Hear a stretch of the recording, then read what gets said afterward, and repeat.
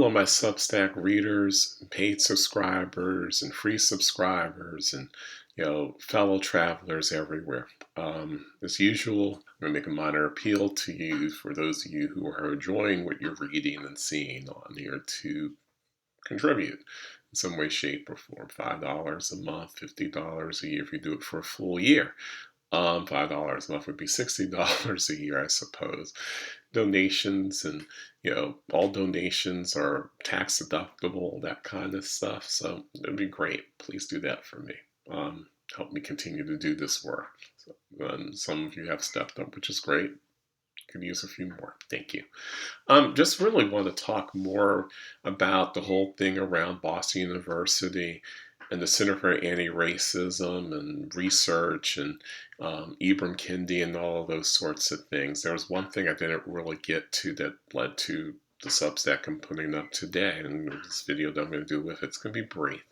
I just wanted to talk a little bit about this one fact. People pointed out that, this work is tough. It's tough to manage people. It's tough to manage programs. It's tough to manage budgets and all these sorts of things. And it's hard. And, people might not know what they're doing and all this other stuff. And that's all fine. And if this were someone who had done this for the first time, I would say, yeah, I would chalk it up to inexperience and so on. But this is the second time, right? This is the second time the person in question has developed some sort of anti-racism research center. One at AU, American University, and the other one at BU, Boston University. I guess you could go to a CU. I don't know what the CU would be at this point. For a third try, I guess it's Cornell University, right? And then he can go to D and so on and so forth. Being tongue-in-cheek. The truth of the matter is, and this is something I talk about in the piece that goes with this, is that you don't need to have multiple experiences to try to get the idea of managing a center or managing people right. All right, there are a lot of people who, with no experience, no training in human resources, no training in being a people person, no training in grant and grant writing and foundation relations and grant making, who do really get jobs at all of these things because they care, right? They care about what they're doing, and more importantly, they care about the people that they're employing, right? In the sense that they want those people to reach their full potential. They want them to be themselves. They want to collaborate with others. They like that idea of being not just having an idea and having a dream, that other people want to be a part of it, right? And helping them become a part of it. It's like being a good house guest, right? You invite people over, right? You make sure they don't mess anything up in your house. You don't want them doing that. You don't micromanage them to do that, but you just lay down some ground rules. Don't F up my house, right? But at the same time, you still have conversations with them. You try to invite them into the things that or whatever it is that you're doing in life, right? In this case, whatever ideas you have toward a common goal in terms of your work, your project, your national initiative, whatever, your dreams in terms of the professional, right? And see if they want to be a part of it and if they can add to it.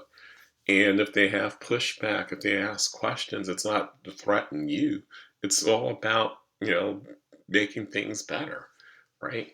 And if you are not secure enough, and if you don't have the sufficient amount of checks and balances on yourself to not become the narcissistic asshole that you can be when doing this kind of work, abuses will um, abuses will grow. Abuses will flourish in an environment like that.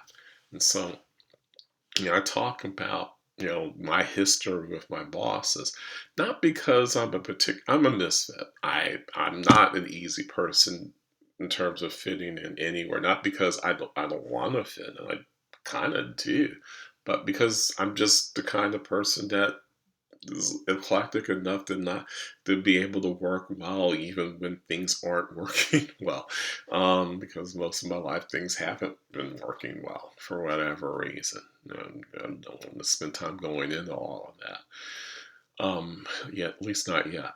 um, So, this piece is really about thinking about the kinds of bosses and supervisors I've had over the last 39 years, how so many of them have failed in so many ways because they have been insecure, they have been narcissistic, they have been, you know, unnecessarily hard to work with, micromanagers, complete assholes, had Negroes in charge types, and so on and so forth. So anyway, enjoy.